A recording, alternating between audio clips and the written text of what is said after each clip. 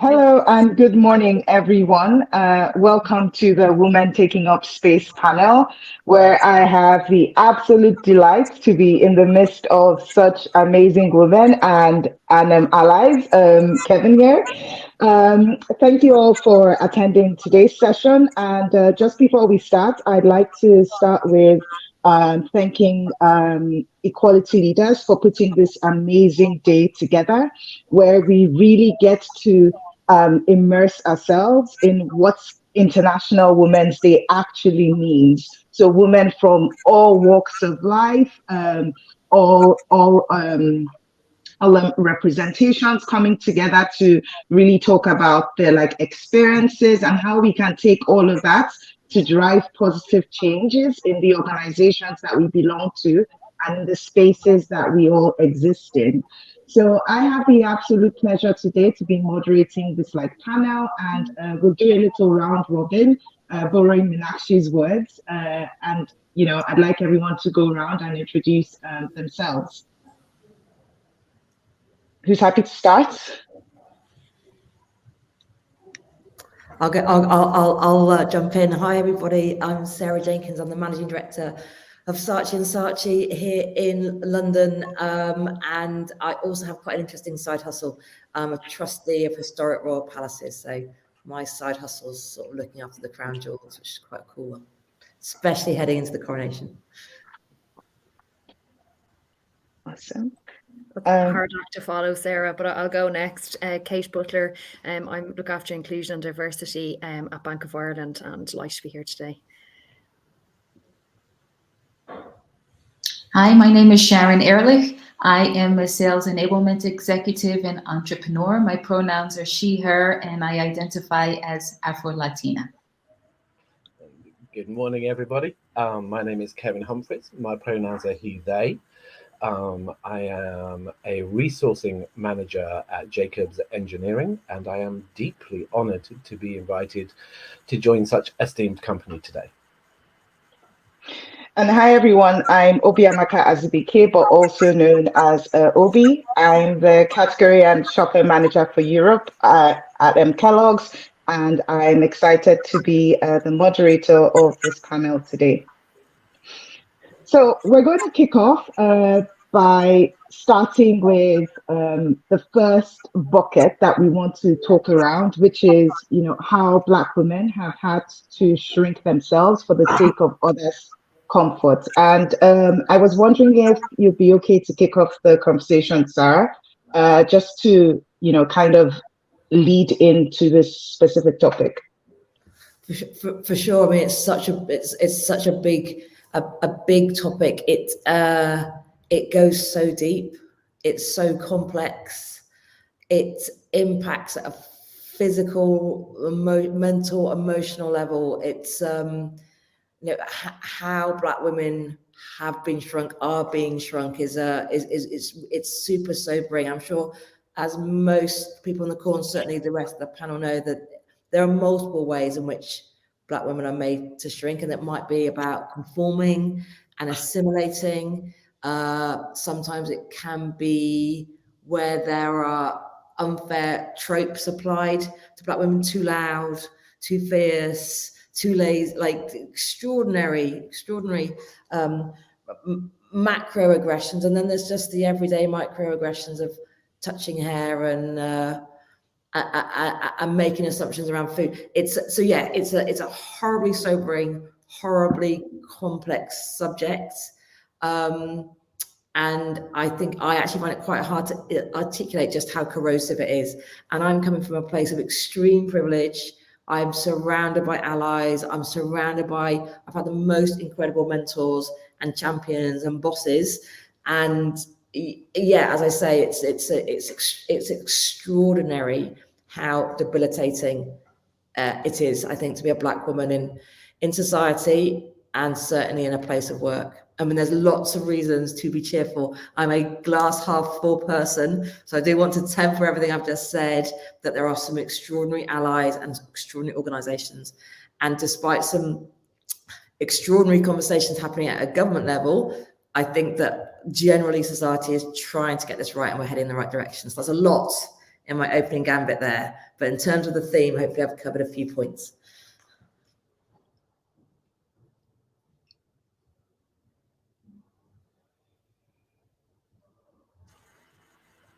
I think Obi, you're on mute. Oh, yeah. Sorry. So I was just saying, thank you, Sarah, for that, really robust introduction into that key issue. And just one of the things that I always love to say is that data is at the bedrock of every key decision. And one of the things that I do like about the US, despite the major ethnic issues that exist within the society, is that there's a lot of data. So every time that you have to make a statement about, how people feel in the workplace because of, whether race or gender, there's a lot of data that you can refer back to. So just going back to some of the points that you've made, there was a survey done by McKinsey and Lean In organizations in 2022 around women in the workplace. And it tells us that 59% of Black women within organizations in leading positions want to be top executives compared to 49% of women leaders. So there's a huge over-index. But it also does tell us that 38% of Black women leaders experience being mistaken for someone at a lower level, compared to 26% for all women and 13% for all men. The same data also goes back to tell us that 55% of Black women leaders experience having their judgment questioned, compared to 39% for all women and 28% for all men. So the data does tell us that there is a lot of truth in some of the statements that you have made. And the question to everyone here is, what do we want to do about it? So thank you, Sarah. I don't know if anyone else within the group has anything else to add, probably Sharon, to this topic. Yeah, absolutely. I'd like to tell you a story. When I was a child, my hair was very voluminous, and my mother took the decision to chemically straighten my hair for two reasons. The first reason was that she had two kids and she needed to spend less time getting my hair ready for school. But the second reason was that my natural hair was too wild for it to be acceptable in school. And so if you think about what that does to a person, right? So Black girls already at a very young age start to have a fraught relationship with their hair. They understand that their hair is very polarizing. And if you can imagine what that does to eroding self-confidence and how you carry that along with you in your life. And, I tell this story not because I want to judge my mother, and I don't want you to judge my mother either, because I think she was doing the best that she could do. But I think it's really important to understand how pervasive these kinds of things are and this kind of discrimination. There were still children getting expelled from school because of their hair. And when I say children, I'm talking about Black girls are getting expelled from school because of their hair. In the United States, because you did talk about the US, Obi, you know that the Crown Act exists. And so this is legislation that was put in place, which basically says you cannot discriminate against people because of their natural hair. And the Crown Act has been adopted in 5 states in the Union. There are 50 of them, just in case you don't remember this. So 5 states in the Union have adopted the Crown Act. And so let's think about this for a minute. What do we want to do about it? That was your question. There's legislation out there that is being fought state by state to protect women or all people with natural hair to be able to show up with their natural hair. That's one start, but it's really tough. I mean, if you think about 45 other states just not by default saying, yeah, this makes a lot of sense for us to do. And I'll stop there, but I think legislation is one step in the right direction, but obviously there's more to be done. And Yeah. can I just follow with what Sharon said there? Because actually, I think there's things that we can do on a very personal level here that I have the pleasure of mentoring at the moment a young black girl called Ella. And Ella is a StratCon graduate. And when Ella first approached me to mentor her, we began talking through the issues that she faced in the office. And very quickly, the biggest issue for her in coming into our office was that feeling of other, that feeling of looking around and saying in her head, I am the only one. And that connected us very quickly because as an LGBT individual, I have been there. And what actually upset me most was one of the first things we agreed to work on when I spoke to Ella is what would you change? And Ella said to me, what she would love to do is come into the office with her hair braided, but she deliberately doesn't. She straightens and she flattens and she ties it back because she is worried about what the perception will be if she walks in with braided hair. And when I asked Ella, what can I do for you to support this? It was simple. That what she needed me to do was walk with her in the office when she entered with her hair braided, to sit with her, to be seen with her, to be that friend of that support, to go, this is okay. So I think on very simple levels, there are human and personal things that we can do, I can do as an ally to support that. Yeah. And I think, Sean, what you've said is really instrumental about, how your mom worked to straighten your hair just to make it more acceptable. And it rings true to Black women literally everywhere. I grew up in Nigeria. I moved to the UK 6 years ago, and up till it was just around the time I went to boarding house in the late 90s that it became acceptable for Black girls to grow out their hair in school and braid them. Now, due to colonialism, for the longest time, our hair was seen as unruly. So while you were in school, most Black girls had to shave their hair and wear it low because the way your hair grew was seen as largely unruly. So you had a generation of girls that don't know what to do with their hair as it grows out, and you put all sorts of stuff in it just to make sure that your hair is in an acceptable state. So even sometimes when I have to wear my hair, the way it is, a lot of times the first thing I think is this hair is unruly. Because for so many years, you've been conditioned to think of your hair and your presentation in that manner. And, I also do like Kevin's example where Ella was able to say, Kevin, I need you to walk with me. But that we also need to be cognizant of the fact that in all organizations, there are usually very few Kevins. So the issue then is, how do we bring more Kevins in? And we can hold that thought. Kate, I'm just wondering if you have any thoughts on the issue. Yeah, no, from so your just experience.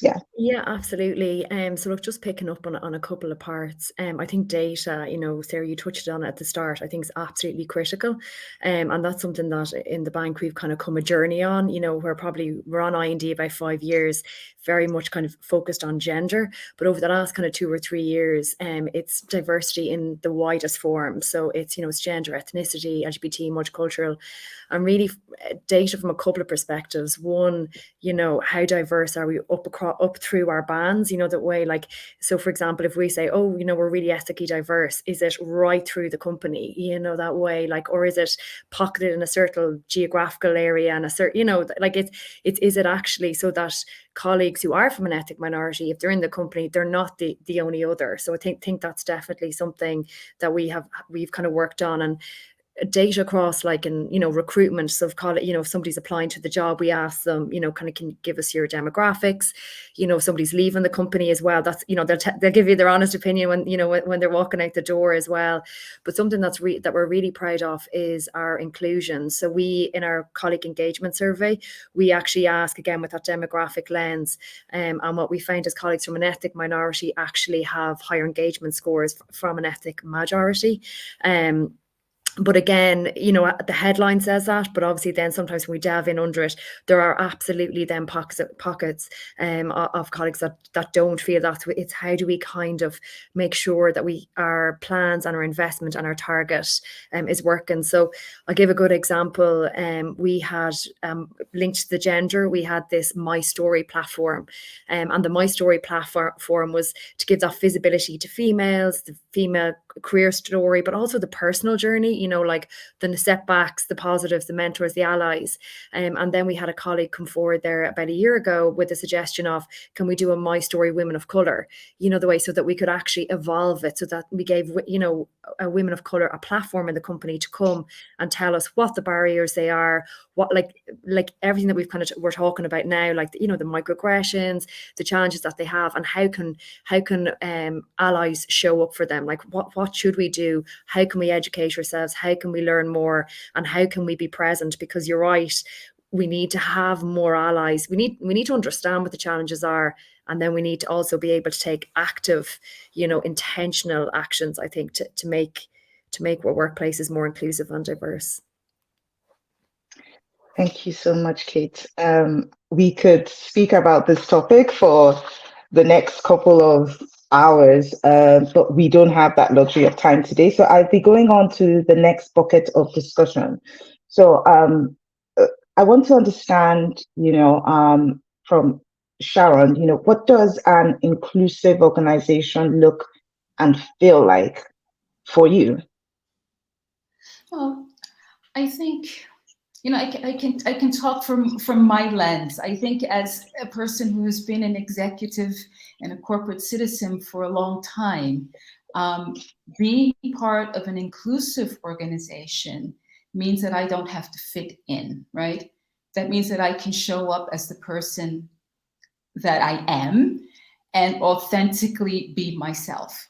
And I think where a lot of organizations get this wrong is that oftentimes when you are the other, as was mentioned earlier, you're not included in those, you know, water cooler conversations. You're not included in the outside activities of, you know, having a happy hour drink with someone. And we all know that those sort of activities are so important for building trust, building relationships, and getting information through the informal chain of communication.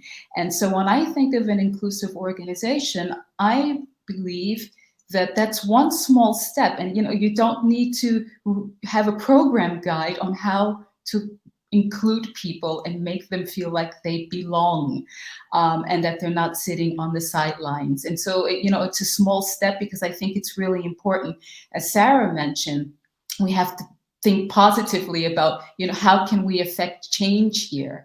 And so that's one thing that I think it's in the power of all of us to affect change, is when you see this person on the sidelines, to say, how come we didn't invite Sharon for a drink? Where is she? Let's bring her next time, and hold people's feet to the fire to ask the question, why, you know, what's the why behind it? And let's make sure that this person is present. Thank you, Sharon.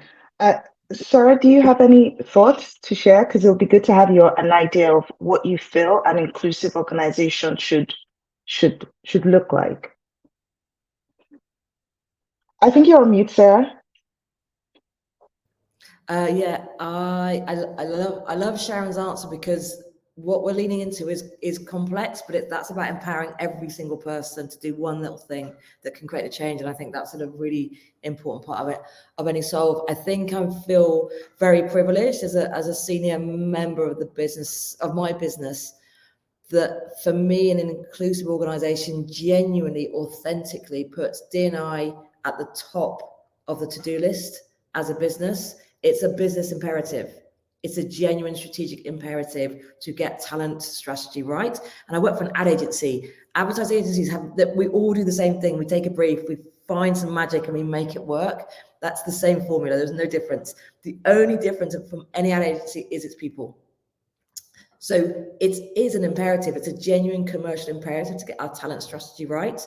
And we talk about the talent with the same level of intent and strategy and energy and budget as we do some of the other business imperatives in our world. So anything any business can do to be truly inclusive, it would treat inclusivity as it does any other business imperative, and therefore it needs leadership, bandwidth, and it needs budget. And I think they are things that are indicative that as an organisation that is willing to be part of the accelerated change. So I love that everyone can do something. I also love the fact that we should hold leadership's feet to the fire about how much they're really investing in time, energy, wisdom, and money on creating change.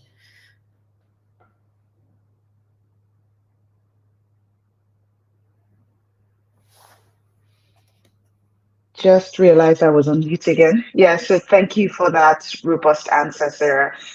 So Kevin, in your role as an active ally, from your experience, what do you think the gold star for an inclusive organization should look like?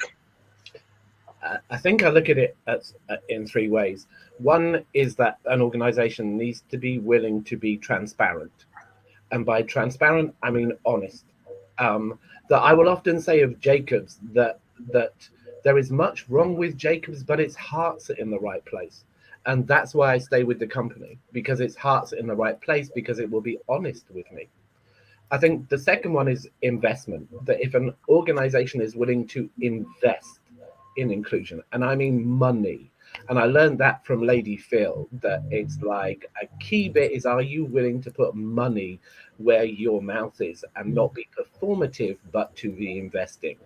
So that again is very important for me. And I think the third one is to be vulnerable, that an organization needs to show vulnerability in order to allow its individuals and its colleagues and its employees to be vulnerable. And in doing that, it's supporting people to go, okay, I am uncomfortable, but I will support you into this discomfort. That my journey as an ally is to make myself uncomfortable and go, I don't understand. Please talk to me, or how do I learn? Where do I go? How do I don't want to be fearful of making mistakes. And we need to make ourselves vulnerable in our discomfort, but be supported by the organization in doing that. Yeah, Kevin, I love the point you made about discomfort. There's a note that or there's something that I always tell like people: if sitting in discomfort is not your thing, then you cannot be an effective ally.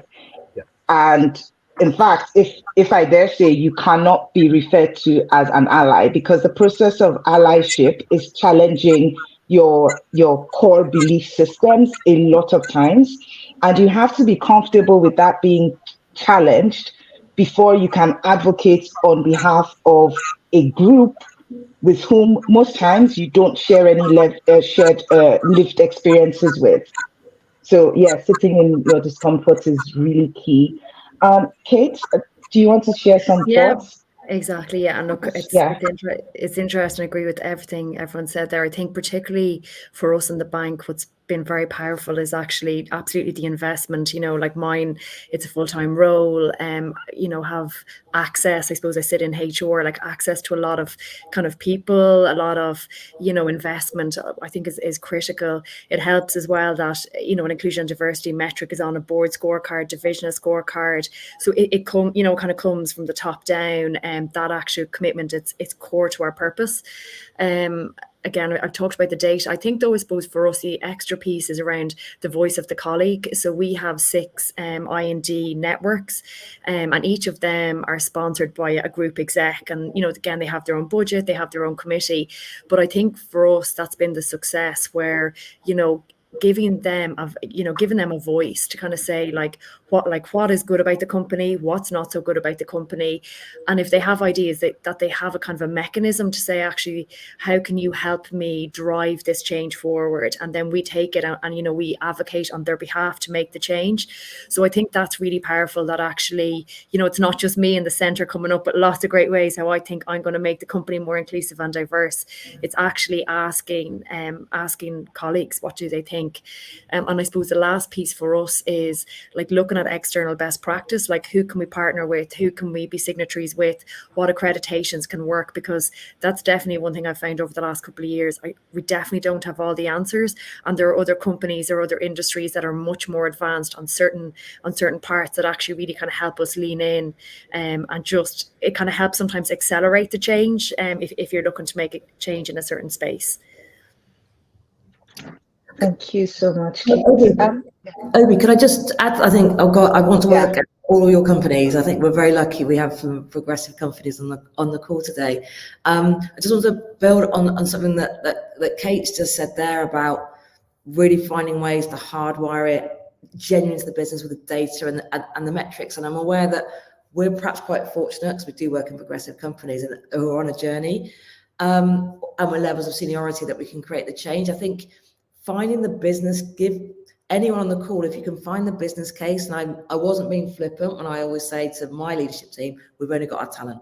We need to double down on it. We're an ad agency. It's the only point of difference. But there is a narrative for every business for why diversity is a commercial imperative. It might be because as an engineering company, every proposal you write now will ask you what your D&I policy is and your D&I numbers and metrics. Like it's coming down the track from procurement. So it might be a procurement argument. It doesn't matter how we start introducing a business story, just find your Trojan horses and find ways to make your leadership know it's coming. So let's get on top of it. It's going to make us better. It's going to win us more clients. It's going to X, Y, Z. So yes, just wanted to, just aware people on the call are not as fortunate as us, perhaps, on having some very progressive leaders that want to make the change.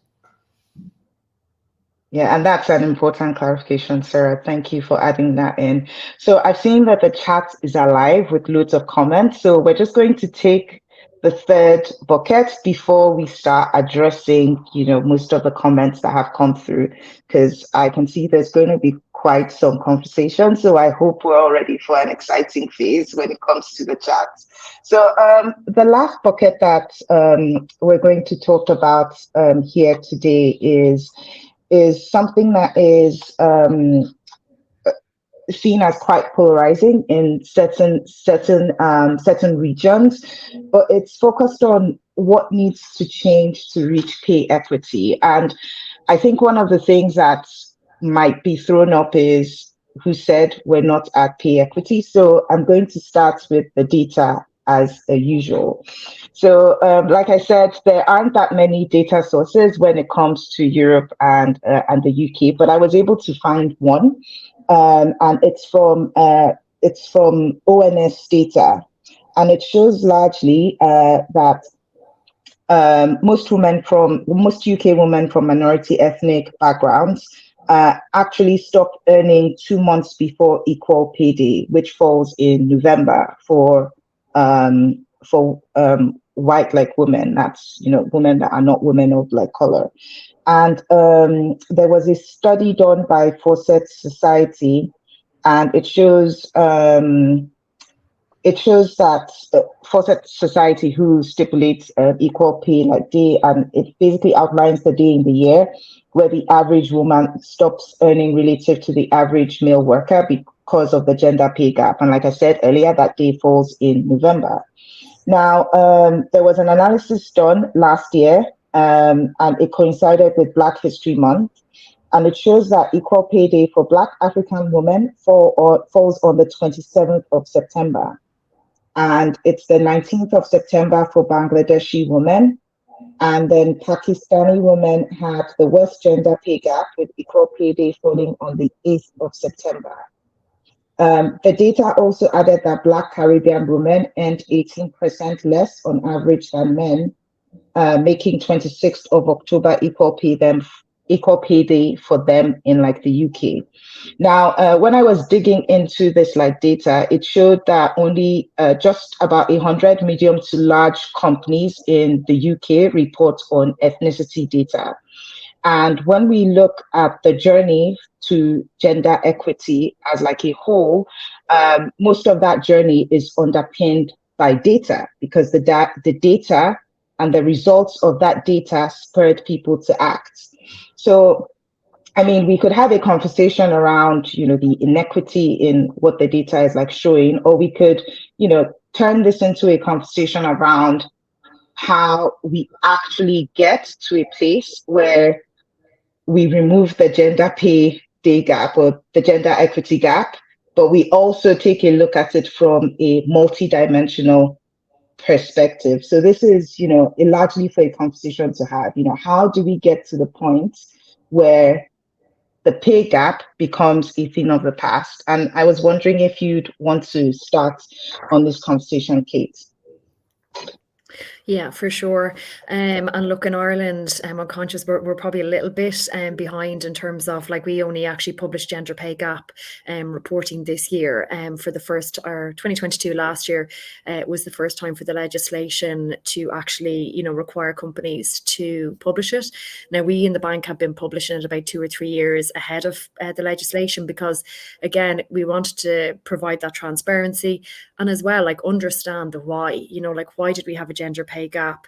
The key reason is representation. We don't have enough women at more senior representation levels, and that's the action plan that we're taking, to make sure that we remediate it. So definitely in Ireland, with the publication, and now it's really sparked a conversation actually around the what, like, and it's been really great. And actually, it's allowed a couple of things. One is benchmarking. So, like, how for the first time to actually see how your company performs against a lot of companies. Two, as well, it's really kind of put into focus, how are you going to actually reduce the gap? And, because obviously when we go and publish again this year, we're going to want to see the progress.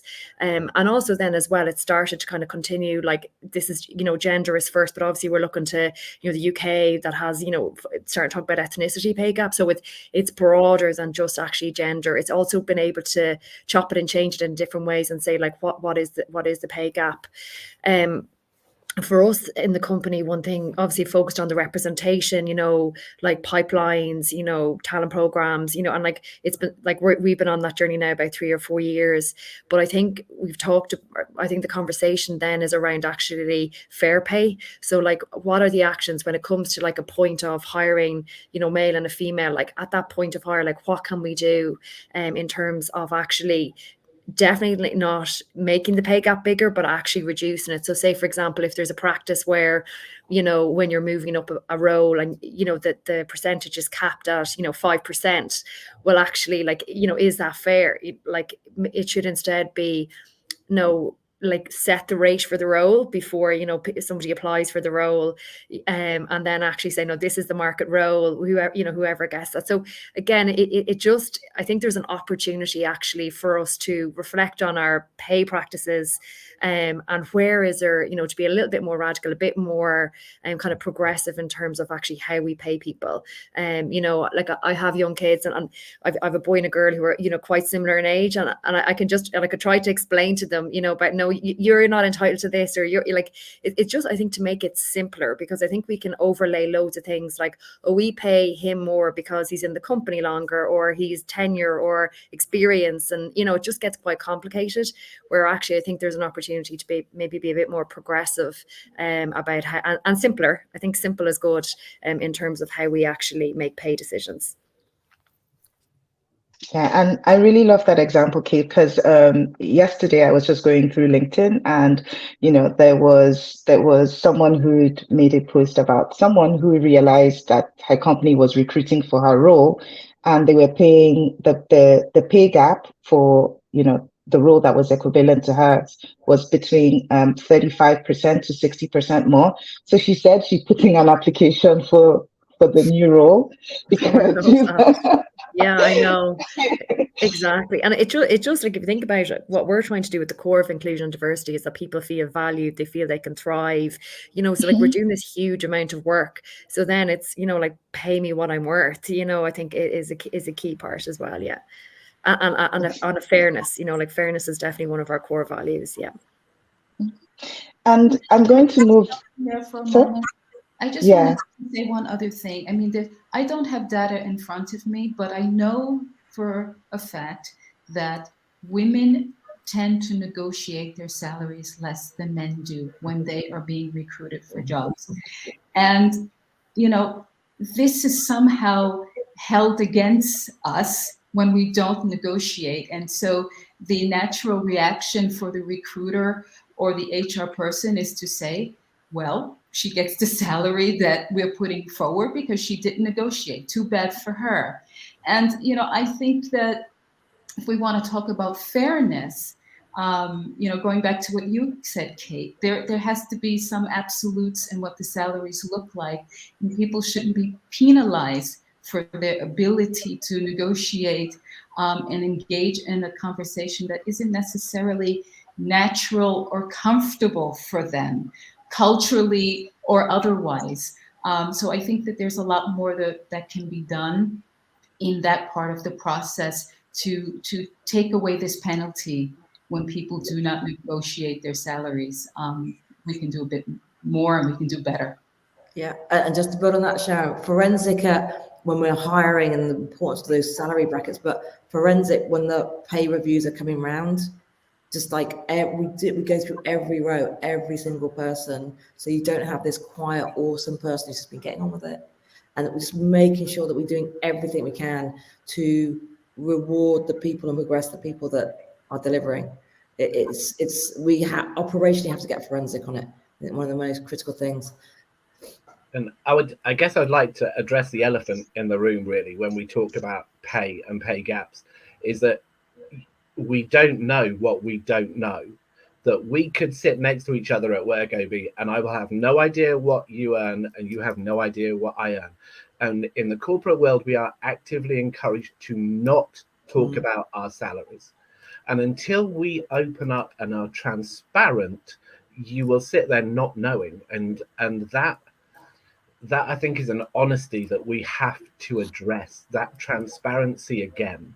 And again, sorry, on a personal story, that a few years ago, I was sat having coffee with a friend in Milan, and we were both working in Italy, and we were just chatting, and my friend Barbara just mentioned what her daily rate was. And immediately in my head, I was like, I am on a good 25% more a day than you are. And then the question in my head is very quick, is do I say something, or actually I'm fine, Fred, so do I just sit here and shut up? But actually, it's not being an ally, it's being a friend and going, there's an injustice here. And actually, I'm earning more than you are, and you got me the job here. And until we are transparent in that, and again, Barbara's reaction was so interesting because she took this as her problem to solve. And I'm like, no, this is, I'm the one to solve this problem. I will go and speak to our boss. I will go and ask, why am I earning more than you are when you are the more senior person? And it's just that transparency. That to me isn't allyship. That's friendship. That's doing the right thing. Can I build on that, Kevin, just to be a little bit not disruptive, but honest, because I'm very proud of our approach within our agency. If I introduced transparent salaries, it would be wild. I mean, the whole place would primarily implode, because there is so much nuance in how there are salary brackets, but there's so much nuance within it in terms of potential, knowing perhaps we know that their boss is going to leave, and therefore we need to be shoring them up. That there is a performance management happening, and that's one of the reasons they haven't done it. So I completely agree with the principle, but in my own little personal small world, transparent salaries would be implosion city. And I wonder, perhaps there's something about, and there's great questions coming in, salary brackets. Even then, it's a bit of a challenge, because there might be someone you're about to promote to a super senior job, or you've had to do a save from another agency. So I think it's one of those things where every part of my being wants to go, let's do it. And then the reality, pragmatist, is like, it would be a disaster zone, because people would go to another agency and get that extra 10K. It's a very loose, it's a very loose employment base in advertising and marketing, and the opportunity to switch is high. So I completely agree, by also just pointing out how implosive it would be on a personal level. And I'd be interested to know for you guys, who would encourage it, why it wouldn't be quite so explosive. is there perhaps more consistency or parity in terms of performance or what people are doing? I don't know, just interested. Yeah, so maybe Sorry, what I was going to say was I completely agree with you, Sarah, but as an aging activist, I've never known change happen without that explosion or without that moment where everything goes boom and then you rework it. I've never known major change not happen without that. It's the nuance. I'm fine with explosion and then move on, but it would be continuous. People constantly like, why are you earning 5K more? Why are you earning 5K less? Why have you had a bonus? What? Because it is nuance. There are things that happen within a business that you can't cascade. So I'm all for the pain. I just, on a practical level, it's one of the things I've never been able to navigate as much as I would love to do it. So just being honest on the challenge. Yeah. So, Kate, Sharon, would you have like experience? Because Sarah is speaking from, the agency side of things, where things are really dynamic, and sometimes you have to be as adaptive with, the reward structure. Would you say that it's the same situation across industries, or would you say that there is room for a more structural approach and a more transparent approach in depending on the industry?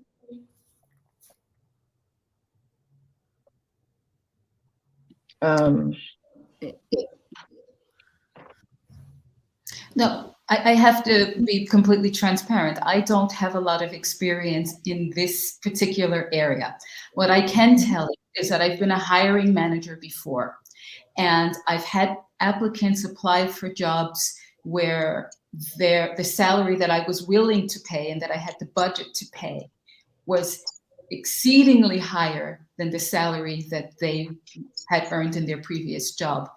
And I always feel as a woman and as someone who wants to create economic power, I would do that candidate a disservice if I want to hire her to say, well, she only made 40K on that job and I have a budget of 70, but hell, I'll pay her the 40 because I'll save some money in my budget.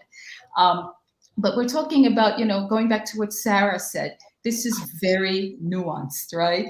And so as a hiring manager, I could make decisions about what to pay an individual candidate, not to perpetuate her continuing to earn a low salary. But, this was my call as a hiring manager. I would not say that is an easy thing to do across an enterprise. It's really challenging, especially when you have hundreds, if not thousands of employees.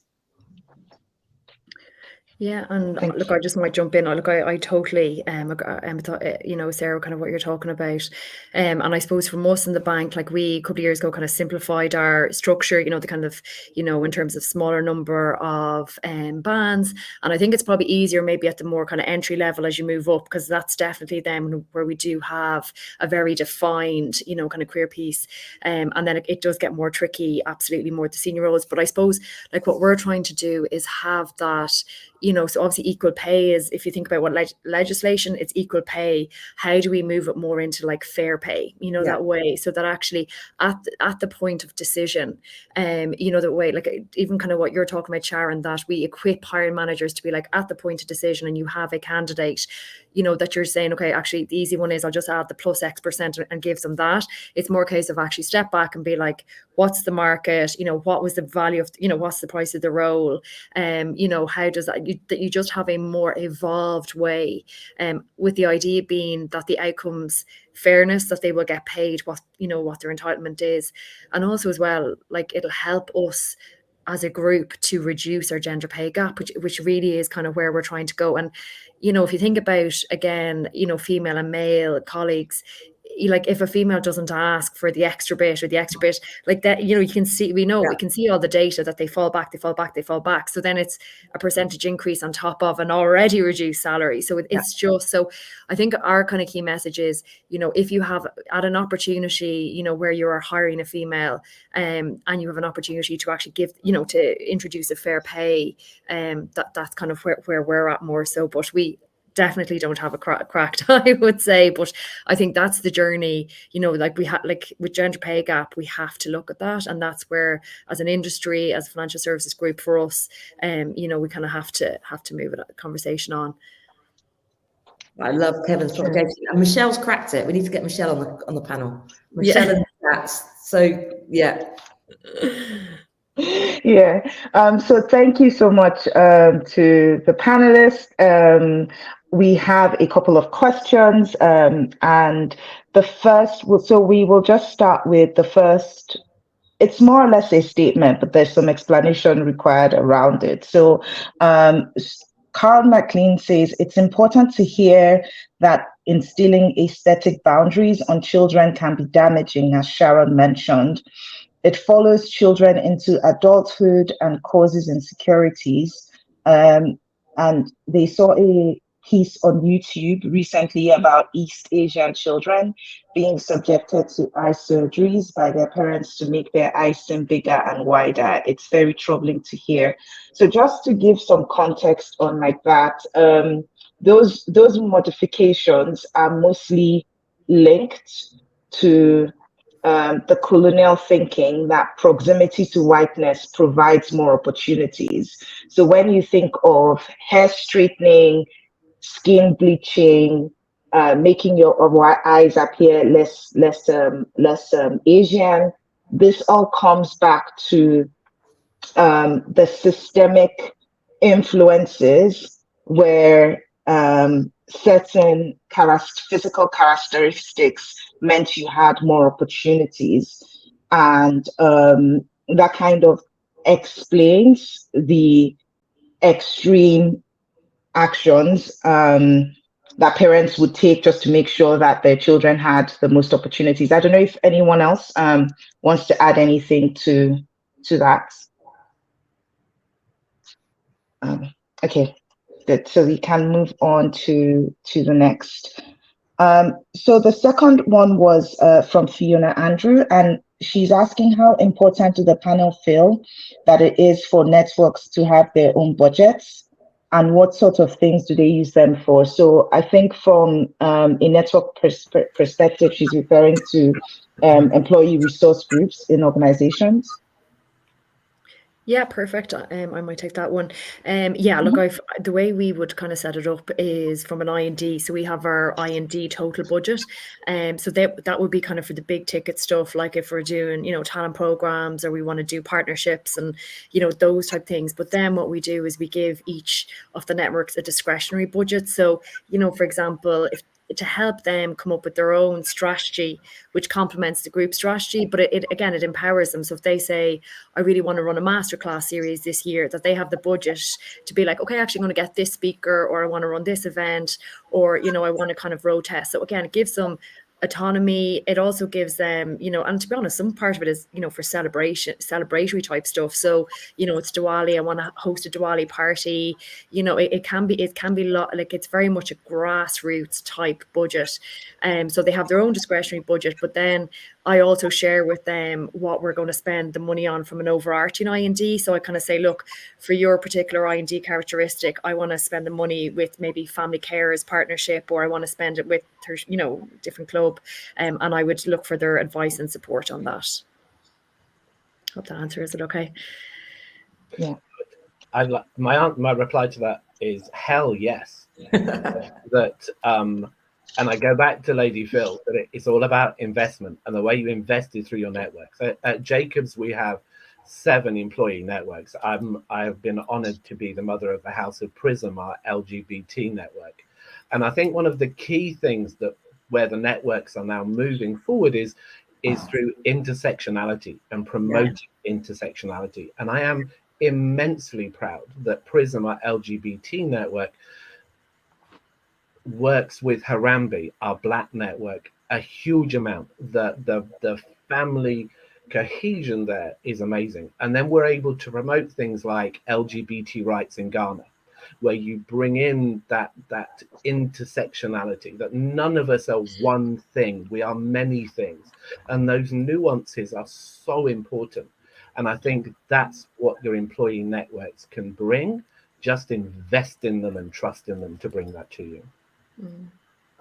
Just one other thing I'd say about networks, as well as to evolve them. So like, even for example, we had a network and it was called Parents and Carers, but actually, we had 2 new co-chairs come on board and they said, look, can we rebrand it as the Family Network? Because actually family means so many different things, to lots of different people. And again, Kevin, it was from, talking to other networks where actually members of the LGBT were like, well, my family is my friend group, that way. So just again, to kind of help them evolve. And I love the intersectionality as well. It's brilliant.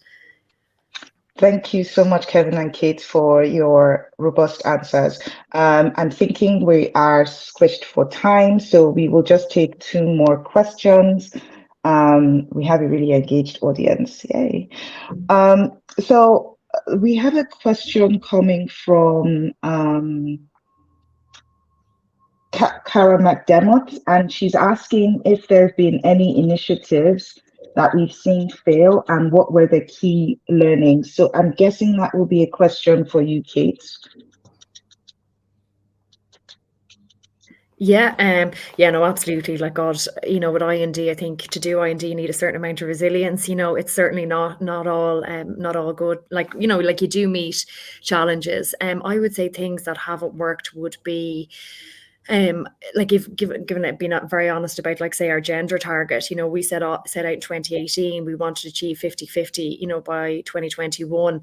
We didn't quite get there, but we have made huge progress. So at certain points in the road we would have said, actually this needs a kind of a step back and be like, what is working, what's not working, and what do we need to invest more. And just to be honest, to say, if we keep going down this path, we're never going to get there. But actually, if we can get more senior leader support, if we can get more female talent programs, if we can get more actually kind of buy-in on on leadership type, like how we actually do business, how we advertise our roles, flexible working, all that type of stuff.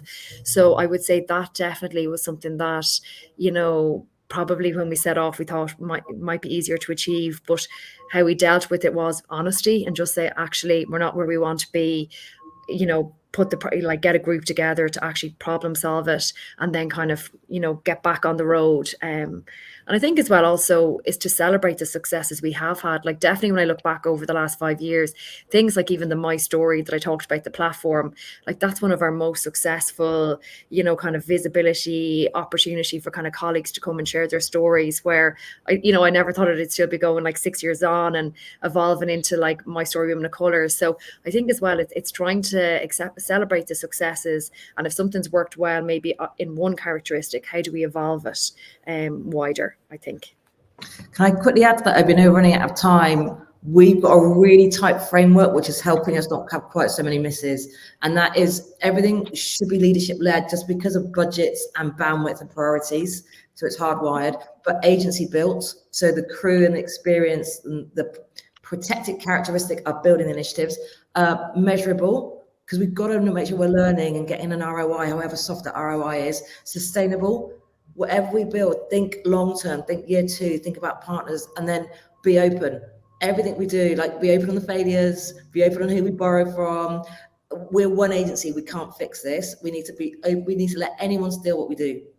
It's so proprietorial and competitively advantageous, but anyone can steal anything Saatchi does. We put it all on our website, go and take it and hack it and steal it. So those 5 principles are giving us a better hit rate. So yes, sometimes it's find the positive framework rather than looking at the fails. Sarah, I'm definitely going to rob that framework. That's open. Give me the framework as ours. It's now our collective framework. I love that. It's really snappy. It's brilliant. Yeah. So thank you, everyone. Apologies, we don't have time for an additional question, but it has been brilliant to be on this panel with you, Sarah, with you, Kevin, Sharon, Kate. It's been absolutely amazing. And I have learned a lot from, all of you, and I hope it's been amazing for everyone else on the call. So we hope you all would stay throughout the day, because there are other super interesting panels coming up, and it's, a day of exciting learning for everyone across the board. Thank you for listening to us.